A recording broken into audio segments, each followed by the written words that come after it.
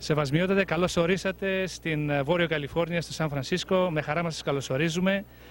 Είναι ιστορική αυτή η επίσκεψη, γιατί είστε εδώ σαν Αρχιεπίσκοπος πλέον. Σας θυμόμαστε πριν από κανένα 2 χρόνια, ήσασταν εδώ με άλλη ιδιότητα. Θα θέλετε να πείτε 2 λόγια, ένα χαιρετισμό για την υπαρικία μας? Αισθάνομαι ιδιαίτερη χαρά που βρίσκομαι και πάλι κοντά σε έναν εκλεκτό αδελφό όπως ο Άγιος Δαρδανελίων, πρόεδρος της Επισκοπής Αγίου Φραγκίσκου, και κοντά σε αυτόν τον εκλεκτό λαό με τους ιερείς του και τα παιδιά τα οποία με καλωσόρισαν με λουλούδια.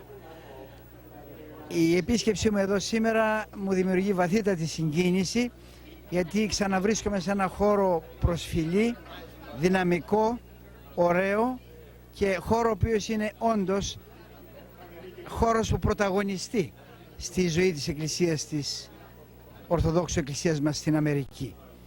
Εν ώψη μάλιστα των γεγονότων που θα ακολουθήσουν αυτές τις μέρες, του διαγωνισμού του λαϊκού χορού που γίνεται εδώ και έχει γίνει μια παράδοση και ένας θεσμός, η χαρά μου αυξάνει, γιατί θα έχω δυνατότητα να είμαι πιο πολύ και μαζί με τα παιδιά, τη νέα γενναία και τους γονείς τους, και μάλιστα όταν αυτό το γεγονός είναι γεγονός το οποίο οργανώνεται επί τόσα χρόνια από την Εκκλησία ως γεγονός χαράς και ζωής.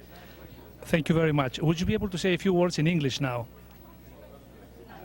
I'm very glad, I'm very happy to be again in San Francisco. I have been a number of times here. My first visit was in '74, 26 years back. And in the meantime I have come a number of times for various reasons, conferences or visits.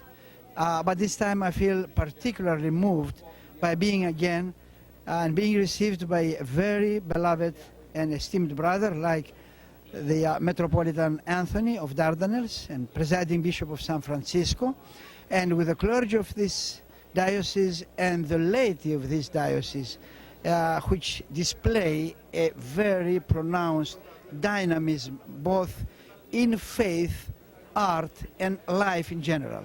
So I am just looking ahead for these 3 days here as days of vibrancy, life, expression of faith and expression of joy and love. Thank you very much, and again, welcome.